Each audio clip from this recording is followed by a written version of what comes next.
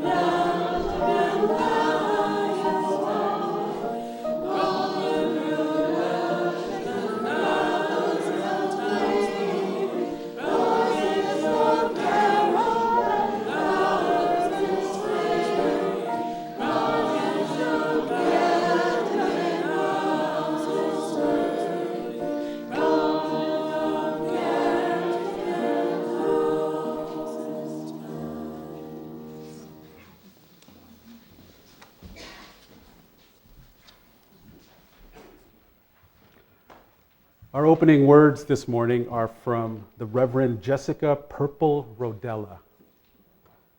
Listen. Listen to silence. Listen to the wind and listen to the stars. Hear trees. Dance. Dance to the beat of your neighbor's heart. Dance to the rhythm of your childhood dreams. And sing. Sing and hum a wordless song to the tune of your rushing blood. And pray. Pray with a fever that makes you sweat through February snow. Pray with a fervor that gives you chills in July. Shout your prayer like a howl. Howl till the sound of your soul touches the clouds and haunts the moon. Come, let us howl our hallelujahs. Come, let us pray and sing and celebrate. Come, let us worship together.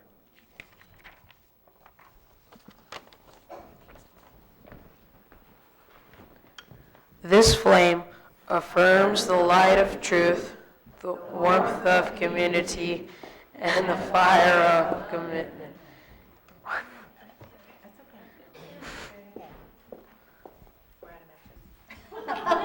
Oh, no, we're not. We're Unitarians. We're prepared.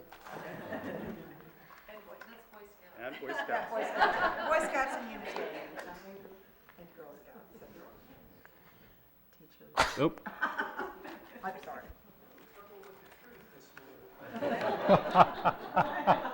Nicely said. Should I say it again? Nope. Oh, that's weird.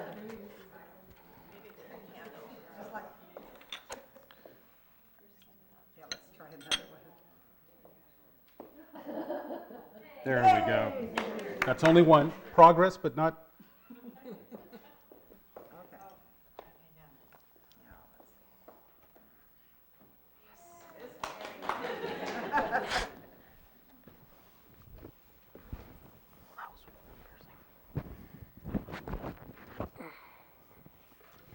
Would you join us now as you're willing and able for hymn 162, Gonna Lay Down My Sword and Shield.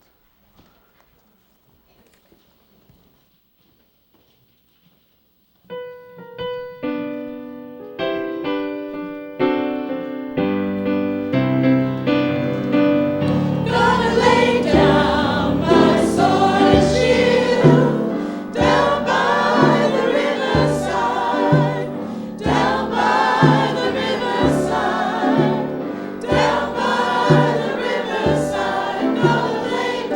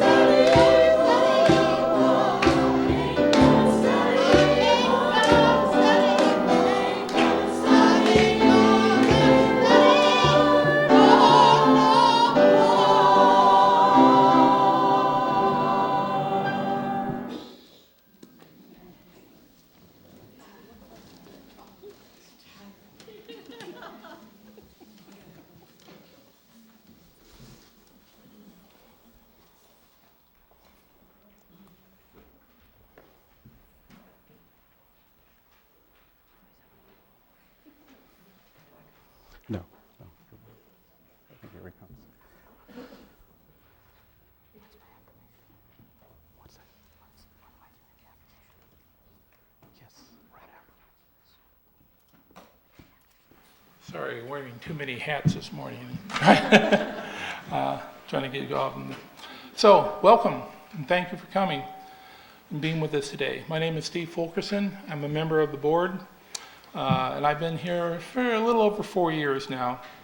I serve on the board of trustees, and I'm happy to answer any questions about our church. If you see anyone with a yellow tag, they are board members, and I'll be happy to answer any questions.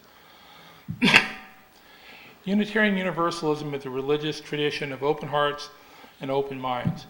Our church strives to be inclusive and welcoming. Our mission is to grow together in reason, spirit, fellowship, and justice. If you were here for the first time, and we had a bunch of new ones today, I'm really welcome. It's pretty amazing. If you're here the first, second time, we especially want to thank you for being with us. We warmly invite you to stay after the service. Well, today is potluck, so there's always plenty. Please feel free to stay with us and enjoy potluck with us. And we'd like to get to know you better. There are always a lot of things going on in our community. Announcements and information can be found on the back of your order of service. We welcome your involvement wherever you may be on your spiritual journey. If you have a joy or a sorrow and would like to share that, at the bottom of the order of service is a little spot in there to fill it out. And during the lighting of candles and so on, if you can come forward and just give it to one of the worship associates, and that will be announced by the minister, or Paul in this case. We've come from a religious tradition that recognizes each person as worthy and sacred. In that spirit, before I get there, I have another thing to remember. Today is the Social Justice Committee meeting, and that'll be in the Todd Green Room afterwards. What's our subject today? What? Oh, come on. Just a committee meeting, no particular subject, but the Social Justice Committee is meeting this afternoon. So then back to where I was. In that spirit, I invite you to turn to your left and to your right and greet one another. Thank you.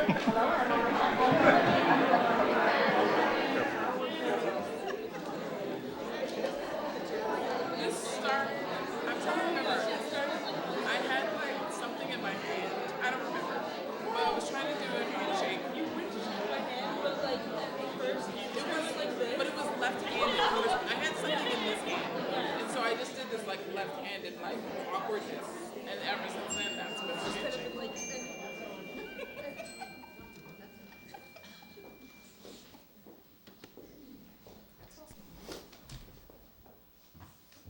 Please join me in reading affirmation number 578. We can never make this world safe by fighting. Every nation must learn that the people of all nations are children of God and must share the wealth of the world. You may say this is impractical, far away, can be never accomplished, but it is the work we are appointed to do. Sometime, somehow, somewhere, we must ever teach this great lesson.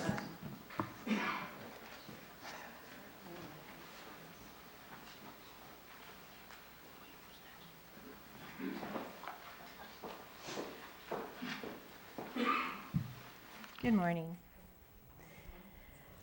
I'm going to talk about Boy Scouts a little bit. When Benjamin entered second grade, we decided to look into him joining Cub Scouts. It sounded like this could be an opportunity to expose my son to things that we may not always have access to ourselves. As a Boy Scout, there are over 100 merit badges, ranging from basketry to metalwork to wilderness survival. I wasn't aware of the disassociation between the Boy Scouts of America and the Unitarian Universalist Church as far back as 1998. If I had known of that broken tie and the reasons behind it, I may have given it more given it a more thorough look as to what role I would want this all-American organization to play in my son's life. Instead, I saw a group that had a long American tradition that could help enrich my son's life experiences through camping, volunteering, and social activities. I knew good families that were involved in scouting. In fact, my cousin had been an Eagle Scout. So Benjamin joined Cub Scouts and began his journey as a wolf, moving to bear, Webelos, then Boy Scouts as Scout, Tenderfoot, Second Class, and soon to be First Class. I was his Cub Scout leader and was very proud to lead my group of 6 boys on their journey. I had one boy working on a requirement that discussed God and religion, and he was an atheist. I was so grateful that I had my UU background to help this 11-year-old answer these questions without guilt, but with honor of his beliefs. The issue of homosexuality in scouting was coming to a head around 2012. Our troop leaders discussed it and with a united front attended our local council to share our opinions and votes. In 2013, I participated in the national survey and vote that the Boy Scouts of America had to allow gay youth. I was disappointed in that the gay youth were the limit to who was allowed, but felt it was gaining momentum. How long could you rationalize that your gay Eagle Scout that leads the boys as a minor would somehow not be the same strong leader as an 18-year-old adult? Scouting is based on the boys learning to lead themselves. How can you break that chain of development? So in 2015, gay adult leaders were finally allowed in Boy Scouts. Like any group or organizations, there are good and bad experiences within. With Benjamin, his first summer Boy Scouts, he saw also his first R-rated film on the bus ride to summer camp. The boys counted how many F-bombs were dropped. Straight parent volunteers. But we have discussions, we listen, we compromise, we move on. Here are some of the things my son has done through scouting. Prepared packages of food for the hungry, visited our local government leaders, learned more about our U.S. Constitution, how to respect the American flag, how to cook a meal for 30 hungry boys on a camp stove, and of course, how to tie a square knot. As he grows and experiences the week-long summer camps away from home, I also see my son developing a sense of independence and maturity that comes from learning on one's own. I continue to be proud of the person Benjamin grows into being, and as I know both scouting and his Unitarian Universalist family,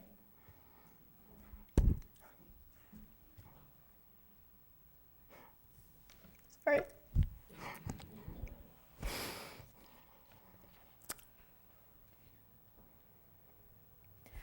Both his Unitarian Universal family has contributed to that. So thank you.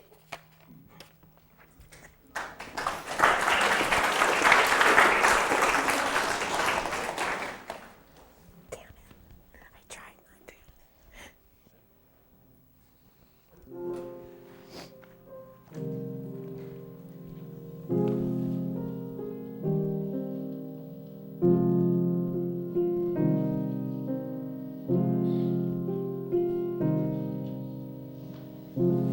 Today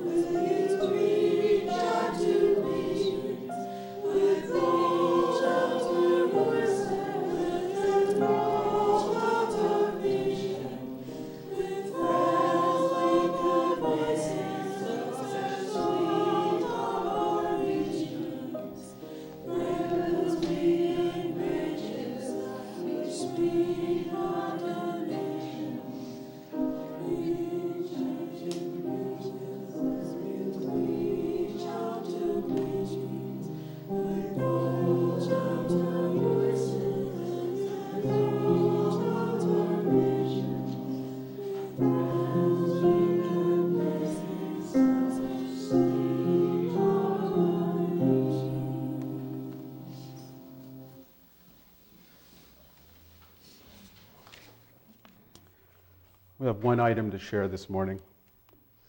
It's for Jeanette Viguera, who has taken sanctuary in the First Unitarian Society in Denver, Colorado, in order to avoid deportation.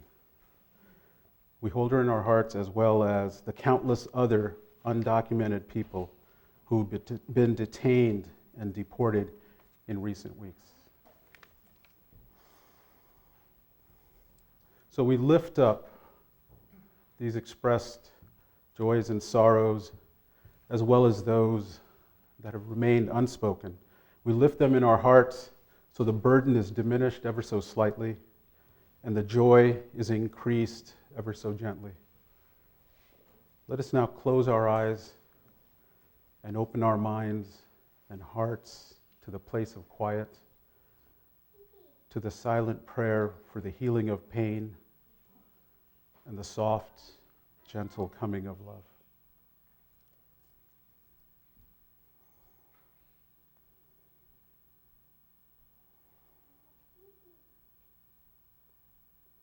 Please come back now to this time and place.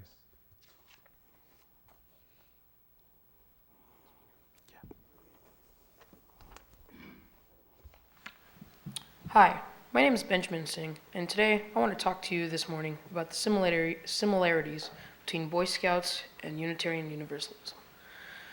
I joined Scouting when I was 7 years old as a Cub Scout. We did a lot of cool things together. My mom was the den mom, and we did things like make houses out of marshmallows and toothpicks, and this thing called the Pinewood Derby, where we made these wooden cars and raced them down these tracks. Then, after a while, I became a Weeblos and now a Boy Scout, a member in Troop 948 in Pleasanton. In Scouting, we have the Scout Oath, and in UU, we have our 7 principles. The Boy Scout Oath is, on my honor, I will do my best to do my duty to God and my country and to obey the Scout law, to help other people at all times and to keep myself physically strong, mentally awake, and morally straight. And the Scout law is, a Scout is trustworthy, loyal, helpful, friendly, courteous, kind, obedient, cheerful, thrifty, brave, clean, and reverent. And then we have our UU 7 principles, which are, we believe that each and every person is important. We believe that all people should be treated fairly and kindly. We believe that we should accept one another and keep on learning together. We believe that each person must be free to search for what is true and right in life. We believe that all persons should have a vote about the things that concern them. We believe in working for a peaceful, fair, and free world. And we believe in caring for our planet Earth, the home that we share with all living things. I think there's a lot of common between what Scouting teaches and what Unitarian Universalists think is important. And I'm glad that I'm part of both.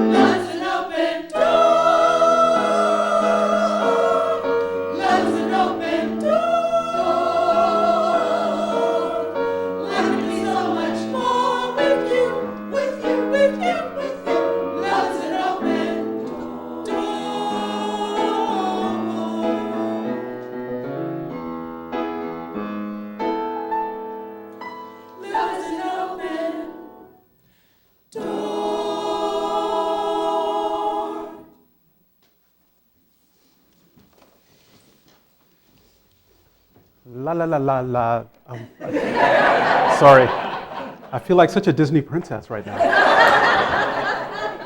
Thank you, Wendy, and thank you, choir. So, today's sermon is titled, in our order of service, it's titled Getting Along. It's an adaptation of a sermon written by the Reverend Jessica Purple Rodella, and her title is, Can't We Get Along? Loving Your Political Opponents. Yeah. Heavy stuff. So, you heard from members of my family describing our experience with the Boy Scouts of America and how it relates to our faith here at the Unitarian Universalist Church. The theme of the sermon today is about getting along with your opponents. And I have to confess, when I was preparing for the service, my mind was not leaning towards reconciliation, but more in a confrontational tone, especially with regard to the political climate today. My thinking when I started this research was to waive my pocket constitution in the face of whoever was disagreeing with me, kind of like how the Tea Party did about 8 years ago. But as I worked on the service, I realized this wasn't really the best path forward. And today's sermon, written by Reverend Rotella, spoke to me about a better way, a gentle but firm approach to facing these challenges. So here now are the words of Reverend Rodella. Some 8 years ago, I had a neighbor named Bruce who was a dyed-in-the-wool Marine Corps gunnery sergeant, and by his own admission, he fit every stereotype of a bulldog, Rush Limbaugh-listening, warmongering, church-loving, God-fearing, homophobic, stentorian, arch-conservative. And according to Bruce, I was a tree-hugging, Birkenstock-wearing, pinko commie, ACLU-loving liberal. So it was natural then that when our son joined Bruce's Boy Scout troop, well, Bruce and I became fast friends. Ours was a friendship that mystified a number of people, especially our spouses. And once a week, the Boy Scouts would meet on the patio while Bruce and I would sit at the kitchen table drinking coffee and discussing politics, religion, and family values. Did I say discuss? Because we put the cuss in discuss. Our well-behaved spouses would retreat into the living room to discuss parenting and the neighbors. And when our boys finished their meeting, they stood at the window to eavesdrop as how much shouted argument could turn so fast into sure laughter. But the only thing that came close to really angering me, frustrating me beyond the bounds of our ability to sit together, to stay at the table with one another in friendship, was Bruce's attitude towards compromise. He claimed that if you compromise, then everyone loses, and no one gets what they want. It is this attitude that characterizes the great failure in politics today, a failure embodied in the practice of partisanship. Partisanship is a committed bias to support one's special group's interests above and beyond the wider good. Partisanship can be narrowly justified by loyalty, but it is too often taken the form of my party, do or die, my people, right or wrong. Such an uncompromising, unreasoned attitude is inherently unethical and theologically unsound. Unsound because partisanship presumes a dichotomy, and our complex lives transcend the simple dualism of right and wrong, either or, us, them. And it's unethical because Unitarian Universalist values require that we work for the common good and that we evaluate with reason and judge with experience every decision we make. As Unitarian Universalists, we cannot support the partisan idea that the ends justify the means. For our liberal religion, the means matter. For us, revelation is not sealed, so truth is a process. Ours is a faith of questions, not answers. And as such, we practice as spiritual goals resilience and a tolerance for ambiguity and the ability to see simultaneously but differently. Liberals and conservatives tend to see things simultaneously but differently. We see simultaneous ends, but with different means. At the core, I've found that my goals differ very little from those of my conservative neighbors, because ultimately we aim to leave this world a better place than when we found it.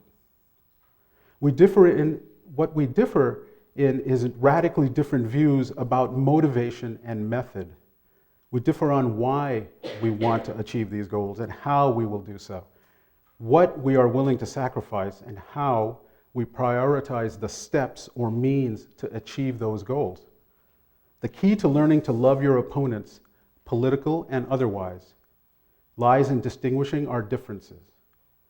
Perhaps that sounds counterintuitive, because the usual approach to learning to get along with one another is by oversimplifying our similarities and ignoring our differences as we declare ourselves one big happy family and we live tolerantly ever after, right?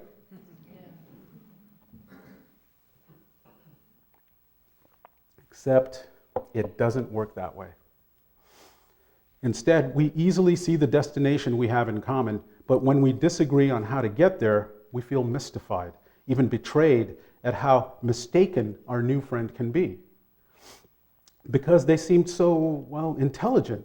And if they just weren't so stubborn or misinformed or selfish, then they would see the light and we could get back to agreeing about how right I am. This cycle of events is repeated over and over again in heated family disagreements, neighborhood circles, and even within our own church. The failure to distinguish our divisions asks for inappropriate compromise. It tempts us to set aside differences instead of engaging them. We stand to learn far more from one another in investigating the boundaries of our differences than had we tried to design each and every meeting, every initiative, or every worship service as one size fits all. And such weak-kneed spirituality will lull our souls to sleep. When we encounter our perceived opponents and take the opportunity to engage with our differences, either in the world or within the walls of this church, our cherished assumptions are challenged. Divulging our differences requires that we better articulate our positions and forces us to consider creative options we cannot see when we take a stand only to face a mirror. Diversity enriches us by increasing our effectiveness in problem solving, by widening our field of vision. In the martial art practice of Taekwondo, a master turns his body with the forces of his opponent's attack to gain leverage and advantage. Your opponent's agenda can be your own best friend. The promise and potential of working together lies in our willingness to remember to ask questions and stick around long enough to listen to the answers. That's all. It means that when we talk, we do so with curiosity and compassion. It's about respect. Educator Sharon Welsh writes, "By respect, we do not mean agreement, but taking someone so seriously that you ask why they think as they do. We have to stay at the table with one another, even when it is discouraging or baffling or inconvenient, because diversity of opinions promotes dialogue. Without dialogue, there is no communication. Without communication, there is no education. And without education, there is no transformation." So a case in point. When the Boy Scouts of America began blatant discrimination against Unitarian Universalists in general, and against homosexuals in particular, my first reaction was to take my boys and go home. But without families like ours, the Boy Scouts of America would have no dialogue partner. They would be freed from our decent dissent. They would never change their policies because they would never have them challenged.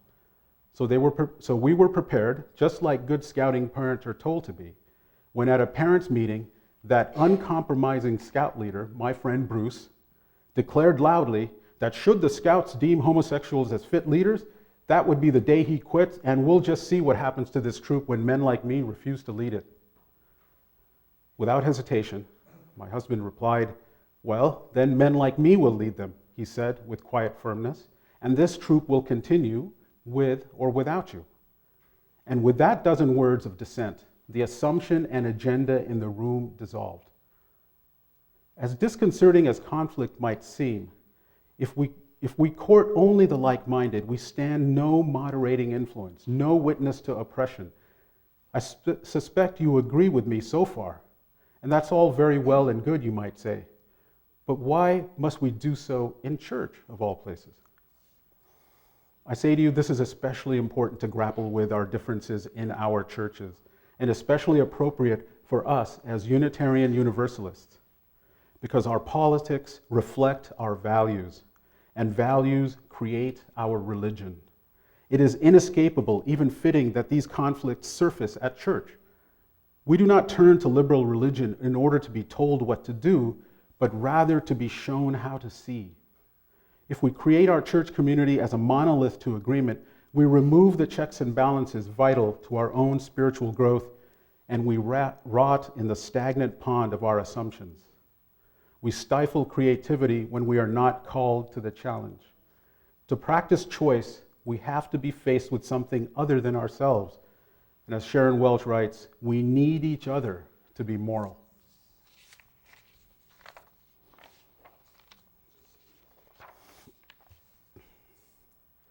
As Unitarian Universalists, our tradition enjoins us to a prophetic imperative.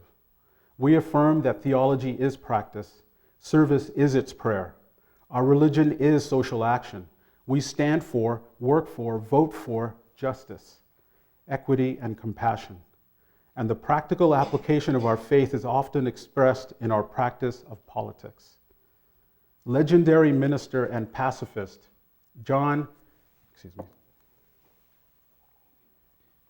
his name's kind of hard to say.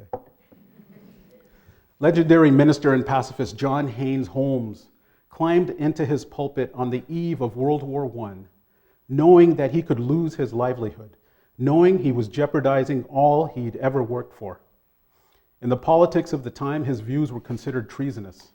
He delivered a fiery sermon denouncing this and all war as anti-Christian, and instead of a call for arms, he called for alms, reconciliation, and brotherhood. The congregation responded with stunned silence, and Holmes left the pulpit for what he expected would be the last time. The board president called an emergency meeting. The church board took 2 votes that evening. First, they unanimously condemned their minister's pacifism, declaring it to be dangerous, wrong-headed, and even treasonous. Second, they voted unanimously that, wrong-headed or not, John Haynes Holmes had an obligation to speak his mind. And as Unitarians, they held dear our continuing tradition for right of conscience as expressed in our practice of freedom of the pulpit, a freedom that denies and defeats any possibility of succumbing to the tyranny of the majority, a freedom that recognizes a single dissenting voice as vital to the democratic process of a free and responsible search for truth and meaning. It is part and parcel of the design of our free faith community, bound together not by creed, but by covenant. And by courting that difference, by hosting it here, in our beloved community, we are informed and transformed by diversity.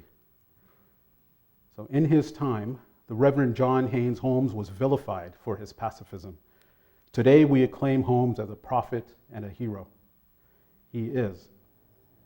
But I also acclaim that brave church board who had the moral courage to vote their religious values above their partisan views, and despite looming congregational conflict, in doing so, they created a compromise through covenant, declaring that by staying in relationship with our political opponents, we get along much better.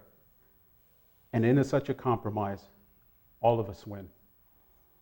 This is our legacy, and this is Unitarian Universalism.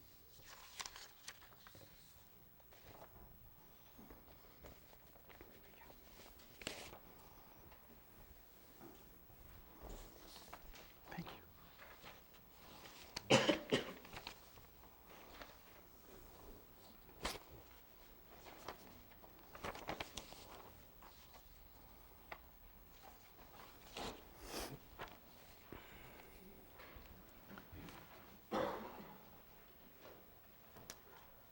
So in honor of this free church, we now take an offering, which is a sacrament of this church.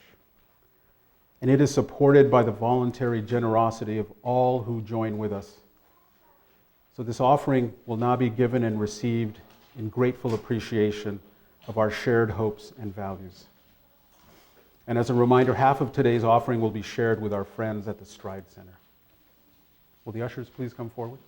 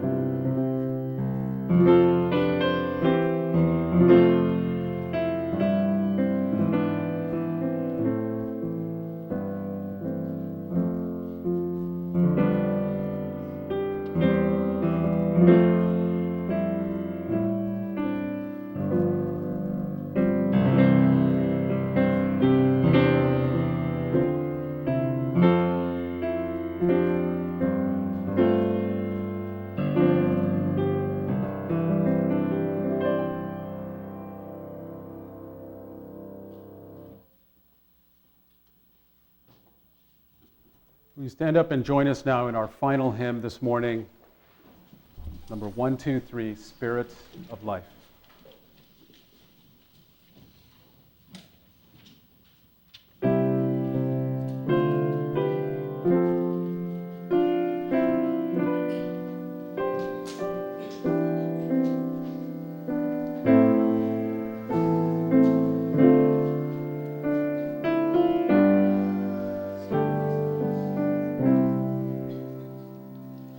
Spirit of life.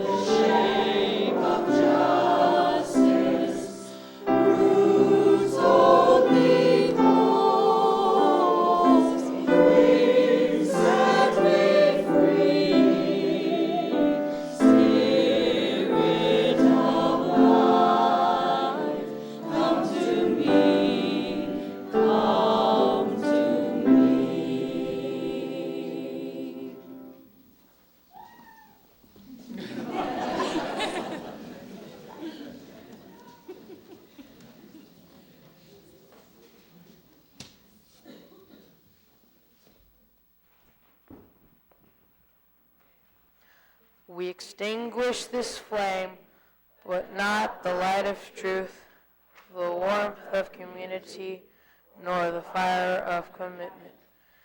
These we carry in our hearts until we are together again.